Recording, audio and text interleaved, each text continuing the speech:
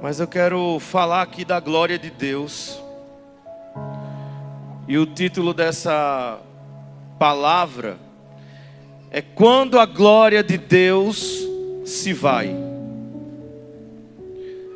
Talvez você já tenha escutado algo parecido. O texto que eu vou ler você já tenha visto, ouvido. Não precisa se levantar, eu vou ler aqui algo. Mas antes, eu preciso falar para você de como essa glória ela é compartilhada para nós hoje. Irmãos, no céu existe um relacionamento completo que é envolvido, que é dentro da glória de Deus. Irmãos, o céu ele é um lugar de perfeição, porque o perfeito está lá sendo adorado dia e noite. Irmãos, no céu tem o relacionamento do Pai, do Filho e do Espírito Santo.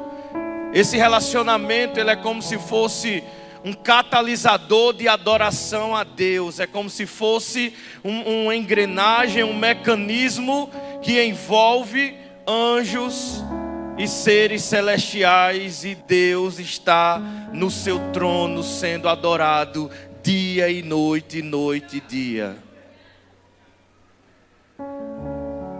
Isso que existe no céu está aberto para mim e para você.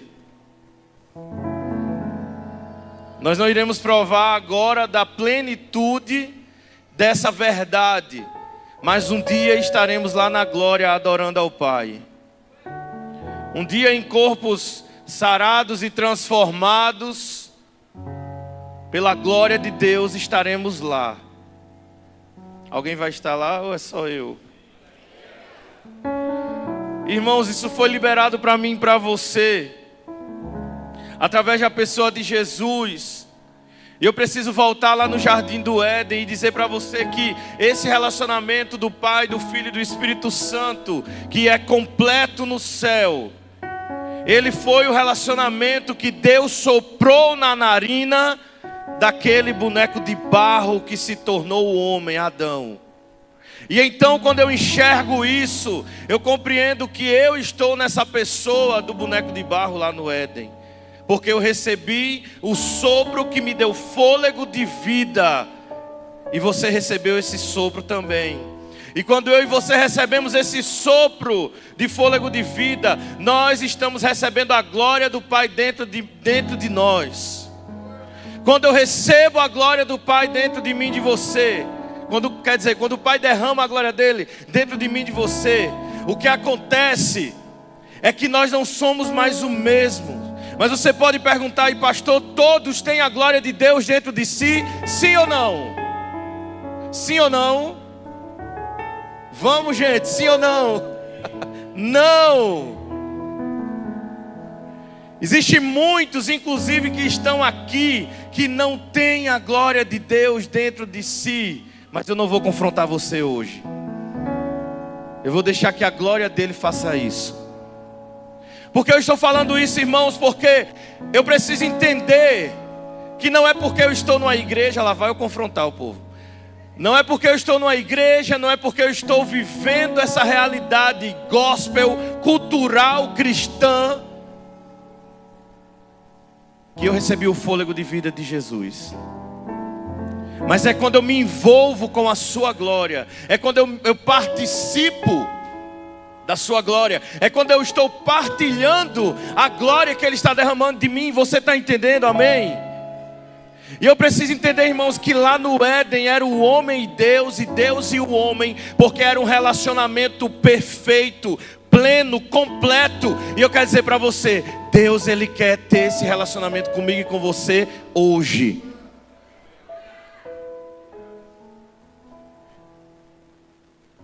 Adão estava na viração do dia, se encontrando com Deus.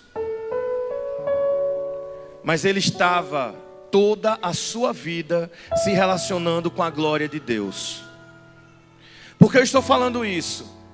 Porque quando Adão estava ali dando nome para os animais, para as frutas, descobrindo o sabor das frutas, andando, correndo, brincando com o leão, fazendo o que fosse, ele estava se relacionando com a glória de Deus. Mas só que no momento de chamada, Deus o chama na viração do dia, todos os dias, para se relacionar de uma maneira de conversa, de uma maneira em que eles estarão ali falando um para o outro assuntos que nem eu nem você sabe, até porque não tem na Bíblia. Mas a verdade, irmãos, além daquilo que nós podemos enxergar, é que existe algo que é totalmente eterno aqui no Éden. Sabe o que é? É que da mesma forma que na eternidade Adão estava ali, se relacionando com Deus, se relacionando com a glória de Deus, essa glória está disponível para mim e para você, para que eu e você venhamos nos relacionar, compartilhar e viver essa glória do Pai. Você está me entendendo, igreja? Aí você me pergunta, como é que eu vou fazer isso? Eu sempre gosto de fazer isso. É quando você olha para a pessoa que está do seu lado, aí está a manifestação da glória de Deus. Por mais feia que seja aos seus olhos, por mais diferente que seja aos seus olhos, por mais chato que seja aos seus olhos, inconveniente, esse irmão que está do seu lado manifesta a glória de Deus. Amém ou não amém? Pois é. Só que o grande problema nosso, irmãos, é achar que essa glória que é compartilhada do próprio Deus para nós, ela não está disponível. Eu não sei se você lembra, alguns anos atrás, só tinha uma pessoa na igreja que profetizava, em algumas igrejas. Só tinha uma pessoa que profetizava na igreja e todo mundo tinha medo dessa pessoa. Alguém já foi de uma igreja assim que ninguém falava em línguas, só aquela pessoa falava? E eu estava numa igreja dessa e eu ficava me perguntando, por que só aquela irmã fala em língua? Eu não posso falar não. Porque era entendido que quando a glória de Deus vinha, ela tomava uma pessoa, e essa pessoa era aquela irmã, e ela era a única que ficava cheia. E uma outra realidade desse pensamento é que hoje, pelo menos no formato, na visão de igreja que nós caminhamos, todos aqui, porque é bíblico, podem compartilhar a glória de Deus, dos dons espirituais. O peso da glória de Deus não vai pegar como um raio só em uma pessoa, vai pegar na igreja inteira. E quando ela vem, irmão, ela vem em todos. Quando a glória de Deus desce, ela vem em todos. Só que o grande problema disso é nos conformarmos com essa glória, é tornar essa glória algo conveniente, é tornar essa glória como algo que é normal. Nós estamos normalizando a glória de Deus, e nós não podemos fazer isso, irmãos. Porque se eu começo a normalizar a glória de Deus, o poder de Deus e o que Ele é capaz de fazer, eu começo a achar que Deus é normal e Deus não é normal. Eu começo a achar que eu sou normal e eu não sou normal. Você não é normal. Ninguém dá um glória a Deus por isso, misericórdia. Sabe por que eu estou falando isso, irmão? Porque aí você vai sumir desse lugar. A gente vai embora. A glória de Deus, ela é evidenciada aqui, agora. E eu preciso ter na minha mente isso, de que eu sou um ser eterno, porque o eterno habita em mim. Alguém conhece Abraão? Quem conhece Abraão aqui? Você vai na casa dele? Alguém vai na casa de Elias aqui? Alguém vai na casa de Davi aqui? Alguém vai na casa de algum profeta? Neemias, Obadias, Miqueias, tem nome aqui que você não sabe nem quem é. Alguém vai na casa aqui de João Batista? Agora eu quero lhe fazer uma pergunta. Esses homens, eles se relacionavam com a glória de Deus, sim ou não? Não é pegadinha, sim. Esses homens, eles viveram dentro da glória de Deus, sim ou não? Agora eu quero te fazer outra pergunta. Esses homens estão vivos aqui? Não. Sabe por quê? Porque Francisco se relaciona com a glória de Deus. Danilo, Heitor, Evelyn, Paulo, Alisson, Andréa, Paulo, Luan, Viviane. E todos irão morrer. Todos não farão parte mais dessa terra. Porque assim como Davi, Moisés, Abraão, Neemias, Esté, todos nós somos seres eternos que não participamos dessa terra, porque o nosso pensamento está no alto, na glória de Deus, que precisa ser evidenciada ainda aqui. Esse é o foco da nossa vida, igreja. Esse deve ser o objetivo da igreja, entender que nós nascemos para glorificar a Deus. Nós nascemos para manifestar a glória de Deus. Você nasceu para glorificar onde você estiver.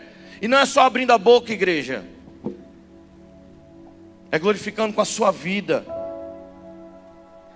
Moisés, ele clama para ver a glória de Deus. E quando ele clama para ver a glória de Deus vem no original hebraico, kavod, que significa peso, que significa honra, reputação, significa quem ele é. Como é que eu sei disso? É quando eu vejo lá em Êxodo, Moisés pedindo para ver a glória de Deus, mas quando Moisés está pedindo para ver a glória de Deus, ele está com medo, e mesmo assim ele vai. E o que acontece? Numa brecha, irmãos, ele vê o próprio Deus passando, um deslumbre daquilo que Deus é.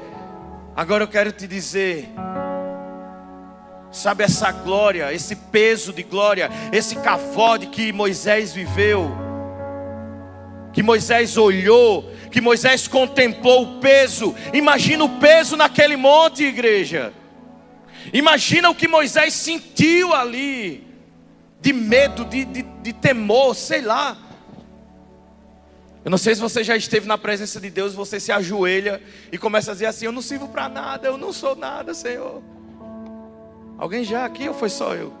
Que ficou clamando assim: me tira dessa terra, eu não presto. Sabe por quê, igreja? Porque quando nós estamos diante da glória de Deus, a gente não consegue se identificar com a glória de Deus. Não tem como o ser humano se identificar com Deus, com a glória dele. Não tem como. Porque é muito kavod para mim e para você. É muito peso, é muita honra, é muita especificação de algo que é muito poderoso, que é Deus. E muitas vezes nós estamos lutando com esse peso dessa glória. Muitas vezes estamos justificando demais diante dessa glória. Muitas vezes estamos decidindo demais ao olhar para a glória do Pai e dizer o que é que Deus tem que fazer. Onde a gente deveria apenas se ajoelhar e chorar e nos humilhar e dizer que a gente não serve para nada. A glória de Deus está além, irmãos. Eu quero que você entenda isso. Quando eu clamo para a glória dele vir, eu preciso entender que ela vai mudar algo na minha vida, na minha história. Irmãos, quando eu estou vivendo e me relacionando com a glória de Deus, eu começo a partilhar essa glória. Eu não vou falar de Moisés aqui, isso foi apenas uma introdução. Eu ainda estou na introdução, porque eu vou ser breve, em nome de Jesus. E quando a gente vai lá, irmãos, para o Novo Testamento, a gente vê em 2 Coríntios 3, 18, uma resposta a esse cenário do Antigo Testamento que Moisés viveu, onde ele cobria sua face, porque a face dele vinha brilhando, e quando a face dele brilhava, ele cobria, porque quando ele descia para o povo de Israel, ele tinha medo que as pessoas olhassem para ele e vissem que estava desvanecendo aquele brilho, aquela glória. Eu estou falando aqui de reputação. Quando eu e você nos encontramos com a glória de Deus, nós não precisamos nos preocupar como é que as pessoas vão nos enxergar. Nós precisamos nos preocupar se essa glória vai sair da nossa vida ou não. Porque lá em 2 Coríntios vem a resposta. Capítulo 3, versículo 18, Paulo diz: assim, todos nós com o rosto, com a face descoberta, contemplamos a glória do Senhor, estamos sendo transformados segundo a sua imagem, com glória cada vez maior, a qual vem do Senhor, que é o Espírito. Ei, deixa eu te dizer um negócio, igreja. A glória que Moisés viu agora está dentro de mim e de você. A glória que Moisés presenciou está dentro de mim e de você. Eu e você não precisamos mais cobrir o nosso rosto, para que as pessoas não vejam a glória desvanecendo, porque ela não vai mais desvanecer. Ela não vai mais sair da nossa vida, porque é o Espírito Santo que habita dentro de mim e de você, que está manifestando glória cada dia, cada vez maior. Em nome de Jesus, entenda que as batalhas, que as preocupações, o peso da glória está nesses ambientes.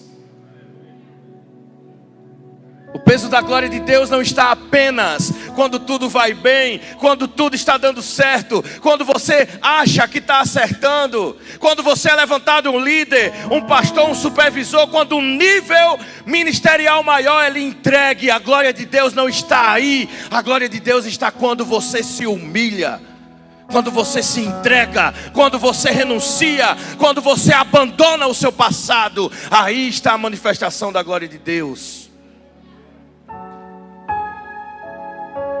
E agora vamos para o texto principal dessa palavra. 1 Samuel 4. 1 Samuel 4.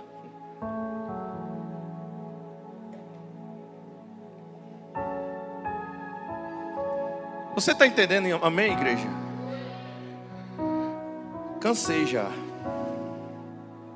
Vamos lá.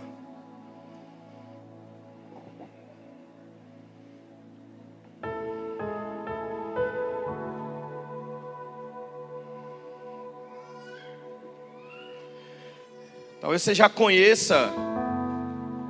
Consegue abrir para mim aqui também, embaixo?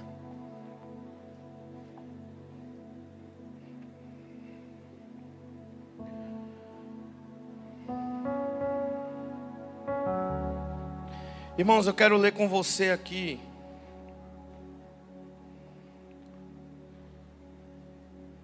lá no versículo 1 Samuel 4, a partir do versículo 12.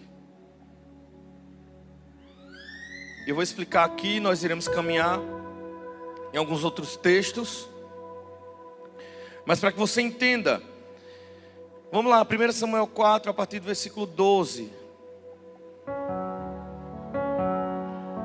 NVI é a versão que eu estou utilizando. Naquele mesmo dia, um benjamita correu da linha da batalha de Siló, com as roupas rasgadas e terra sobre a cabeça. Quando ele chegou, Eli estava sentado na sua cadeira ao lado da estrada. Estava atento, pois em seu coração temia pela arca de Deus. O homem entrou na cidade e contou o que havia acontecido, e a cidade começou a gritar. Eli ouviu os gritos e perguntou: o que significa esse tumulto? Então o homem correu para contar tudo a Eli. Ele era um sacerdote. Ele tinha 98 anos de idade e os seus olhos estavam imóveis, de modo que já não conseguia enxergar. O homem disse: acabei de chegar da linha de batalha, fugi de lá hoje mesmo. E o que aconteceu, meu filho? Perguntou Eli. O mensageiro respondeu: Israel fugiu dos filisteus e houve grande matança entre os soldados. Também os seus 2 filhos, Ofni e Finéias, estão mortos, e a arca de Deus foi tomada. Quando ele mencionou que a arca de Deus foi tomada, ele caiu da cadeira para trás, ao lado da porta, quebrou o pescoço e morreu, pois era velho e pesado. Durante 40 anos ele havia liderado Israel. A sua nora, a mulher de Finéias, estava grávida e perto de dar à luz. E quando ouviu a notícia de que a arca de Deus havia sido tomada e de que o sogro e o seu marido estavam mortos, entrou em trabalho de parto e deu à luz, mas não resistiu às dores do parto. Enquanto morria, as mulheres que a ajudavam disseram: não se desespere, você teve um menino. E ela, porém, não respondeu nem deu atenção.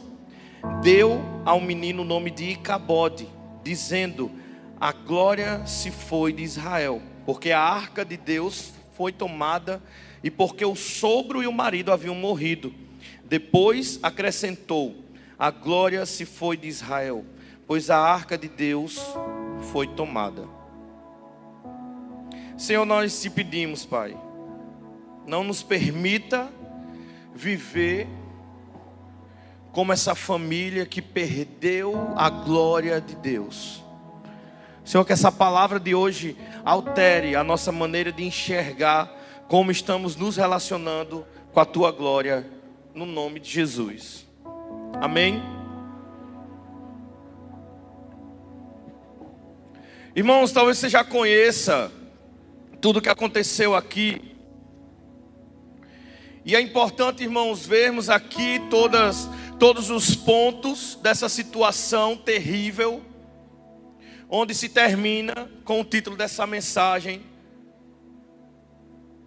que é quando a glória de Deus se vai. A glória de Deus aqui nesse cenário do Antigo Testamento de 1 Samuel 4 e de muitos outros capítulos de 1 Samuel, é falando sobre o comportamento de Eli, sacerdote e profeta, falando do comportamento dos filhos dele, da família, de todos que participavam de uma igreja, vamos dizer assim, mas de uma comunidade em que todos ali estavam partilhando de uma só glória, porque a arca de Deus, da presença de Deus, onde chegava, ali estava estabelecido a glória de Deus. Quantos creem que a glória de Deus está aqui nesse lugar? E eu e você, irmãos, precisamos entender algo, que a arca de Deus, quando ela é tomada pelos inimigos de Siló, e o povo de Israel volta, porque voltam fugidos, e muitos deles morreram, eles já estão vindo de várias outras batalhas, que também estavam perdendo. E se você for ler, em nome de Jesus, em janeiro começar um propósito de leitura, para ler a Bíblia toda ano que vem, você quando chegar aqui em 1 Samuel, chegar em Crônicas, você vai ver como era esse relacionamento do povo de Israel com a arca, que simbolizava a presença de Deus. E glória a Deus, hoje a arca sou eu e você, diga amém. E quando nós enxergamos isso, todo esse contexto, esse caso de família aqui terrível, onde um sacerdote que foi usado muito por Deus, mas naquele momento totalmente ele estava impotente, sem poder fazer nada, cego, gordo, sentado numa cadeira e vendo a sua família perder a glória de Deus. Diga misericórdia. O menino nasce de sua nora e recebe o nome de a glória de Israel foi-se, se foi, acabou. E o que eu quero falar aqui para você, irmãos, é que quando a glória de Deus se vai da nossa vida, tudo começa a dar errado, sim ou não? Quando eu e você perdemos a glória de Deus de vista, tudo começa a caminhar de uma maneira que nós não queríamos, não desejávamos. E como é que eu perco a glória de Deus? É quando eu me torno um crente imprudente. É quando eu pego as minhas transgressões, que deveriam estar na cruz de Jesus, e eu ainda consigo caminhar com elas. Isso vai de comportamentos a pensamentos, a vícios, a maneira de como eu reajo, como eu falo, como eu penso. Basta um segundo para você perder a glória de Deus. E um dos momentos, eu vou falar disso daqui a pouco, mas um dos momentos que mais nós perdemos a glória de Deus é nos momentos das batalhas. É quando o Senhor nos coloca numa batalha. É quando o Senhor nos coloca num deserto. É quando em algum momento estamos até mesmo sofrendo as consequências de pecados realizados. Irmão, não quer dizer que porque eu estou sofrendo as consequências de pecados que eu cometi, que então eu devo sair da glória de Deus. Pelo contrário, aí é que eu devo estar na presença. Porque nós temos o pensamento de querer e de achar que Deus, quando Ele vem e nos tira de um lugar de pecado e nos coloca na sua presença, a gente começa a achar que as consequências elas não vão mais nos atingir, né? Mas não, irmão, vai sim. Até que a gente aprenda o que é participar da glória de Deus. E o que aconteceu aqui com essa família? A primeira coisa está lá em 1 Samuel 2,12. E eu quero falar o primeiro ponto, que foi a quebra do sacerdócio. Essa quebra do sacerdócio veio a partir de Ofni e Finéias, que eles eram os filhos de Eli. Eles estavam caminhando de uma maneira totalmente errada, em pecado. Eles desrespeitavam os sacrifícios que o seu pai ordenava a fazer. E eu quero que você leia aqui comigo. Os filhos de Eli eram perversos e não se importavam com o Senhor. Ou seja, eles viam o pai servindo na casa de Israel, eles viam o pai servindo diante da presença de Deus, mas eles não caminhavam por aquilo que o pai instruía, ensinava e mostrava a eles como tinha que ser. Eles caminhavam da maneira que eles achavam que tinham que ser e pronto. Agora eu quero te falar uma coisa. Ofni e Finéia, esses dois irmãos, eles não foram isentados ou isentos de ter ido para a batalha com Siló, porque eles participavam da realidade de descendência de Israel, de Eli, e eles tinham que ir para a batalha. E quando eles estão na batalha, sabe o que acontece? Eles morrem.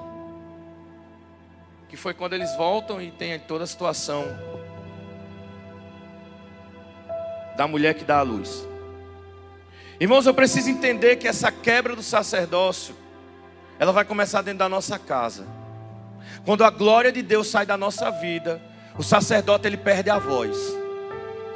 Você já viu, você que é líder, você já viu aquele liderado que você chega para discipular eles e você diz: você precisa consertar isso, meu filho. Aí ele vai e responde: mas é porque minha mulher é assim.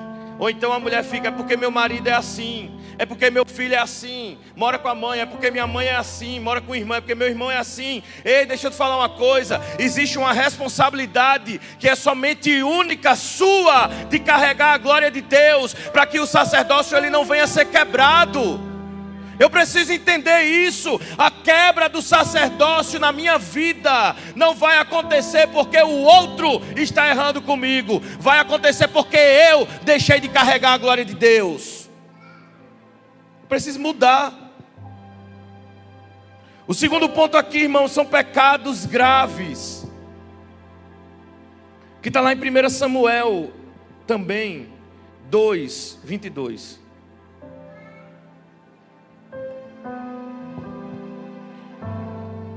Nesse segundo ponto eu ainda quero falar de Ofni e Finéias, porque além da corrupção deles em meio aos sacrifícios, era como se, irmãos, eles pegassem um boi, fossem sacrificar, e eles tiravam o cupim para eles e entregavam o resto para Deus. Tirava a picanha para eles e entregavam o resto para Deus. Deixavam só os ossos sobre o altar. Era isso que eles faziam. Eles pegavam a melhor parte do sacrifício e entregavam a Deus. E muitas vezes você não está mais fumando, não está mais bebendo, não está mais fazendo o que você fazia antes, se prostituindo como fazia no mundo, porque você agora está na presença de Deus. Mas infelizmente, irmãos, quando estamos na presença de Deus, como eu falei no início aqui da pregação, a gente acaba se acostumando e dizendo: ah não, eu posso fazer tal coisa, posso fazer isso e aquilo, porque eu ainda estou na presença de Deus. Alguém conhece alguém assim? E essa pessoa ela se acostuma com isso, mas ela acaba cometendo transgressão, pecado grave diante do Senhor, porque ela começa a dizer assim: Deus, eu não vou te entregar o meu melhor, eu vou te entregar o que der. Eu vou te entregar o tempo que der, eu vou te entregar a oferta que der, eu vou te entregar o serviço do ministério que der para eu fazer. Para que eu vou fazer se tem muita gente para fazer? Para que eu vou estar lá se irmão Francisco está lá toda terça-feira? Para que eu vou fazer isso se fulano está lá? Ei, irmãos, Acabei de falar para você, existem responsabilidades que é só sua. Existe uma única responsabilidade que é só sua. Você sabe qual é? É só lhe deu glória. Você precisa dar glória a Deus. Só glória a Deus. É só você que tem que fazer isso. Não espere que outra pessoa faça aquilo que você tem para fazer, porque senão você vai estar pecando dentro da casa do Senhor. 1 Samuel 2:22. Eli, já bem idoso, ficou sabendo de tudo o que os filhos faziam a todo Israel, e que eles se deitavam com as mulheres que serviam juntos à entrada da tenda do encontro, mulheres que adoravam a outros deuses pagãos, mulheres que estavam ali como prostitutas, e eles se envolviam e ainda queriam participar da glória de Deus. Me diga uma coisa: quem está em pecado tem como ganhar uma batalha? Não. Aí você está numa batalha e está dizendo assim: Senhor, por que eu ainda estou sofrendo isso? O pastor Nonato, ele costuma dizer assim, que quando você está numa batalha, numa tribulação, num deserto, você precisa pensar: eu estou em pecado? Ou é Deus me tratando? Nesse caso aqui, irmãos, não era Deus tratando, era a consequência de pecado de Ófnis e de Finéias que estava aqui sendo derramada sobre a vida deles. Amém, igreja? E o terceiro ponto aqui, irmãos, foi a advertência que eles ignoraram, o ensino que eles ignoraram. Quando ele vem ensinar os filhos, corrigir os erros deles, lá em 1 Samuel 2, do 27 ao 36, a TV está desligada aqui. 1 Samuel 2, 27, 36. Veio um homem de Deus a Eli e lhe disse: assim diz o Senhor. Pode passar. Samuel, contudo, ainda menino, ministrava diante do Senhor, vestindo um colete sacerdotal de linho. Todos os anos. Samuel 27 ao 36. 1 Samuel 2, do 27 ao 36. Coloca o 27, por favor. Veio um homem de Deus a Eli e lhe disse: assim diz o Senhor. Escolhi o seu ancestral dentre todas as tribos de Israel para ser o meu sacerdote, subir ao meu altar, queimar incenso e usar um colete sacerdotal na minha presença. Também dei à família deles todas as ofertas preparadas no fogo pelos israelitas. Porque vocês zombam do meu sacrifício e da oferta que determinei para a minha habitação. Porque você honra os seus filhos mais do que a mim, deixando-os engordar com as melhores partes de todas as ofertas feitas por Israel, o meu povo. Portanto, o Senhor do Deus de Israel declara: prometi à sua família a linhagem do seu ancestral, que me estariam diante de mim para sempre. Contudo, agora o Senhor declara: longe de mim tal coisa. Honrarei aqueles que me honram, mas aqueles que me desprezam serão tratados com desprezo. Pode deixar aí. Irmãos, quando eu vejo isso, eu preciso enxergar um ponto aqui. Deus, ele ensina os filhos de Israel, de Eli, ele ensina Eli. Mas o que acontece é o que Jesus fala lá em Mateus: esse povo honra-me com os lábios, mas o seu coração está distante de mim, ou seja, está distante da minha glória. Igreja, desperta, Jesus está voltando, e quem não estiver se relacionando com a glória dele, vai ficar. Que é uma profecia mais pesada do que essa? Que é algo mais pesado do que isso? Deus, ele está advertindo. O Senhor, ele não parou de falar. Se você, irmãos, muitas pessoas estão dizendo assim: se a igreja não prega arrependimento, se a igreja não... Ei, para de se preocupar com o que a igreja prega. Se você não vive arrependimento, se você não vive pelo avivamento, se você não vive pela glória de Deus, é você que tem que se consertar, não é a igreja. É um posicionamento meu e seu, sabe por quê? Porque quando eu subo aqui, eu preciso ter a responsabilidade de saber que a glória de Deus está sobre mim e que Ele está me advertindo, e eu vou advertir a igreja também. E não só por causa disso que eu estou no altar, mas quando eu estou lá na rua, quando eu estou no trabalho, na igreja, onde estiver, o Senhor vai levantar profetas para advertir, para que a glória dele não seja retirada do meio do seu povo. E o que nós vimos, irmãos, por fim, é um tumulto, é um alvoroço, é morte, é um nascimento de um bebê em meio a uma situação que não era para ter acontecido. Mas o Senhor está ali ensinando o povo dele. É quando acontece essa morte trágica, que é o quarto ponto. Que durante essa batalha dos filisteus, Ofni e Finéias mortos, volta um guerreiro para casa, avisa a Eli, Eli morre. A nora escuta, está prestes a dar a luz. Parece cena de novela, de filme. Morre também. E fica o filho com o nome de Icabô. Foi-se a glória de Deus. Acabou a glória de Israel. Irmãos, imagina o desespero dessa família. Imagina o desespero desse povo ao enxergar e olhar para aquela situação e saber que aquela batalha eram para eles terem saído vitoriosos, mas perderam. Por quê? Porque em meio à batalha, onde era para glorificar a Deus, aconteceu a desobediência. Ofni e Finéias estavam ali. Quando a gente vai ver Tiago, irmãos, a carta de Tiago no Novo Testamento, Tiago fala que o pecado ele é algo que é construído, é um caminho.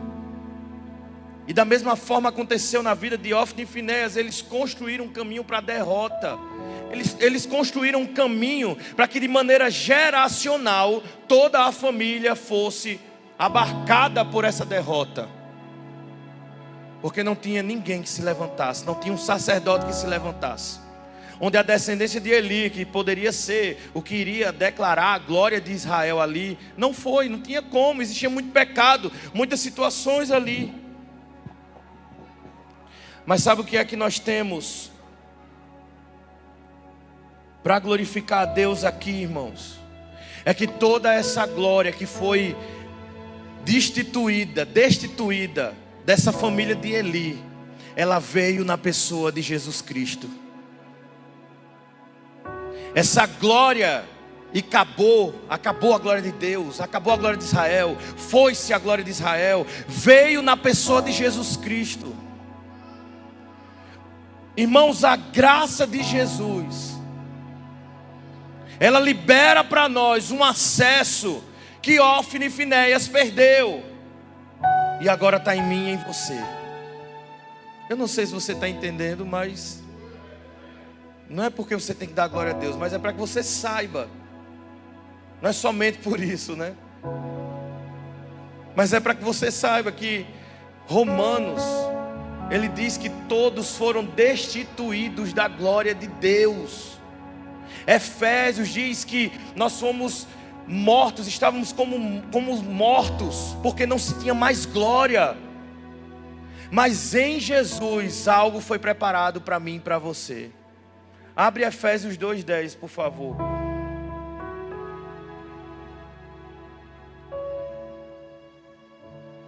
Porque fomos feitos por Deus. Leia bem alto comigo essa segunda frase. Criados em Cristo Jesus. Amém. Para boas obras, as quais Deus preparou previamente ou de antemão para que andássemos nela. Pode deixar aí esse texto. A glória que Israel perdeu nessa situação com Eli, com essa guerra, essa batalha, essa glória veio agora na pessoa de Jesus. Porque eu e você fomos criados nele. Diga glória a Deus por isso. Sabe por quê, irmãos? Não existe mais nada para mim e para você. Esses dias eu estava com alguns liderados lá, a gente estava resolvendo algumas coisas. E a gente começou a conversar sobre o que o salmista diz. O que darei a ti, ó Deus, por todos os teus benefícios. Irmãos, alguém tem alguma coisa para entregar a Deus aqui? Quando você olha para a glória de Deus, você consegue mensurar algo que você possa entregar para Ele? Não tem. Não tem, irmãos. Eu preciso compreender que hoje eu não sou nada, eu sou apenas um condutor da glória dele. Foi Jesus que abriu. Ele preparou essas obras de antemão para que eu e você caminhássemos nela. E eu preciso, nessa noite, pegar a minha vida e entregar a Deus. Quando eu estou falando aqui, eu não estou dizendo para apenas aqueles que estão distantes da presença de Deus. Hoje é um culto de ceia, hoje é um culto que estamos celebrando a entrega de Jesus. E eu quero te falar uma coisa: a glória não está nesse cálice que você vai tomar, a glória não está nesse pão partido que você vai comer, a glória está na vida que você está carregando com a glória de Deus. Essa é a glória, é glória por glória. Todos os dias o Senhor quer liberar algo sobre nós, a partir da glória dEle. E nessa noite, irmãos, quantos querem viver essa glória nesse lugar? Então fique de pé em nome de Jesus.